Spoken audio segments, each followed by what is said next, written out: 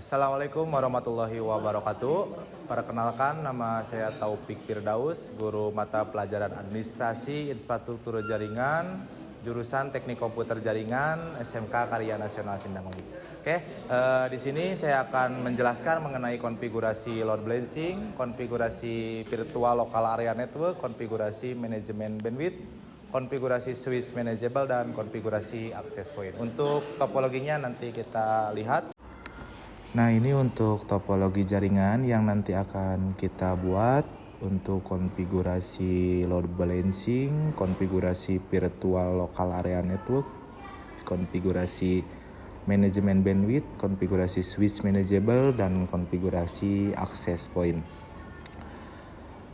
Untuk memulai konfigurasinya seperti biasa kita masuk dulu ke sistem mikrotiknya. Ya, seperti biasa kita masuknya menggunakan MAC address. Kita sudah masuk ke sistem mikrotiknya. Nah, kita tinggal setting aja untuk konfigurasi. Tetapi sebelum kita setting ya, ini ada bekas konfigurasi yang sebelumnya, jadi kita harus reset terlebih dahulu. Nah, kita reset dulu untuk reset konfigurasi di mikrotiknya. Setelah kita reset, kita konekkan kembali. Setelah kita masuk lagi ke sistem mikrotik, kita namai dulu setiap headernya supaya nanti tidak lupa untuk penempatan header atau penempatan portnya. Di sini saya gunakan untuk ESP1 di header 1, ESP2-nya di header 2, dan untuk header 5-nya saya gunakan untuk nanti ke switch manageable-nya. Nah, ini untuk switch manageable-nya ya. Kita sudah membuatkan port-port yang nanti akan kita digunakan. Setelah pembuatan header yang nanti akan kita buatkan, lalu kita buatkan DHCP client-nya. DHCP client-nya kita bikin 2 ya. Header 1 ESP1 dan header 2 ESP2. Terus untuk user DNS-nya semuanya di unchecklist. Dan juga statusnya harus sampai bound serta mendapatkan IP address dari ISP-nya. Setelah pembuatan DHCP client, kita buat IP address untuk nanti header 5 ya, yang nanti akan terhubung ke switch manageable. Untuk IP address-nya di sini saya gunakan 50.50.50.1/24. Ya, ini hanya sebatas sampel saja untuk IP address-nya. Ini kita tempatkan di header 5 switch. Setelah membuat IP address, kita buatkan juga DNS-nya. Untuk DNS-nya seperti biasa yang sering kita gunakan ya, DNS-nya 8.8.8.8 dan 8.8.4.4. Jangan lupa di allow remote request ya untuk DNS-nya. Setelah pembuatan DNS, kita buatkan firewall. Untuk firewall-nya kita di NAT ya, kita tambahkan NAT-nya. Kita buatkan chain-nya SRC NAT, terus out interface-nya di header 1 ESP1, action-nya masquerade, sama juga ya untuk out interface header 2 ESP2, untuk action-nya juga sama masquerade. Berikutnya setelah pembuatan NAT, kita konfigurasi load balancing. Untuk konfigurasi load balancing ya, kita tetap di firewall. Kita tambahkan di tab mingle. Kita tambahkan ya, ini untuk konfigurasi load balancing ada di sini semua ya. Kita klik tambah nantinya ya. Untuk di mingle-nya ini semuanya ada di sini untuk konfigurasi load balancing-nya ya, baik ketika kita membuat input, output, terus routers juga ada di firewall. Kita buatkan input terlebih dahulu ya. Kita chain-nya input, untuk ini interface-nya di header 1, untuk action-nya kita pakai mark connection. New connection mark-nya kita isikan koneksi ESP1. Untuk password-nya kita di checklist. Kita bikin satu lagi untuk header 2 ESP2-nya ya, karena kita menggunakan 2 jalur untuk pendistribusiannya. Jadi masing-masing untuk pembuatan atau untuk konfigurasinya itu di firewall kita bikin 2. Oke, kita bikin lagi inputnya. Untuk in interface-nya ada di header 2 ESP2 untuk actionnya mark connection, untuk koneksi ISP-nya koneksi ESP2. Setelah pembuatan input, kita pembuatan routing mark sebagai outputnya ya, untuk chainnya output. Terus untuk connection marknya kita masukkan koneksi yang tadi kita buat. Untuk actionnya kita pilih routing mark ya, mark routing. Terus untuk new routing marknya kita isikan jalur ESP1 dan passwordnya di unchecklist. Oke, kita bikin lagi satu lagi untuk outputnya. Untuk connection marknya kita di koneksi ESP2. Untuk actionnya mark routing, new routing marknya jalur ESP2. Jangan lupa untuk passwordnya di unchecklist. Setelah kita buatkan mark routing, kita bikin pre-routing untuk action accept ya. Untuk chainnya kita pre-routing. Untuk destination addressnya kita masukkan gateway untuk IP di ESP1. Untuk in interface-nya kita pilih yang header 5 switch ya. Berikutnya juga sama, kita bikin dua untuk destination address yang ESP2 ya, 192.168.90.1, terus interface-nya di header 5 switch gitu ya. Oke, kita lanjutkan untuk konfigurasinya. Kita klik tambah lagi untuk chainnya pre-routing, untuk in interface-nya header 5 switch. Lalu kita ke tab advance. Di tab advance kita pilih connection classifier-nya, lalu buat address and port, lalu kita ganti 2/0.